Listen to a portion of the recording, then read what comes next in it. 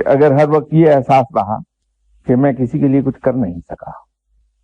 میں بہت کچھ کر سکتا تھا لوگوں کے لیے لیکن میں کر نہیں سکا، نالائکی میں بیٹھا رہ گیا۔ اسی طرح عبادت کے اندر یہ احساس کہ میرا رب تو لائق عبادت ہے اور اس کے جو مجھ پہ احسانات ہیں وہ تو بہت ہی اعلیٰ درجے کی بندگی کا تقاضا کرتے ہیں، تو میں تو اپنے رب کا نام بھی صحیح نہیں لے سکا، بچا رہے گا تکبر سے۔ اور جہاں یہ احساس ہوا کہ میں 5 وقت کی نماز بڑی پابندی سے پڑھتا ہوں، آج تک میں نے کوئی نماز قضا نہیں کی، میں تو پکارتا ہوں اپنے رب کو، جہاں فرصت ملتی ہے میں تسبیح لے کے بیٹھتا ہوں، جہاں یہ احساس آیا یہ تکبر ہو گیا،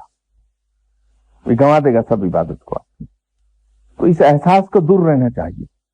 اور یہ احساس ہر وقت پلنا چاہیے کہ میں کسی کے لیے کچھ کر نہیں سکا، مجھ پہ فرض تھا اللہ کے دوسرے بندوں کی مدد کرنا اور اللہ کے دوسرے بندوں کا حق تھا میرے اوپر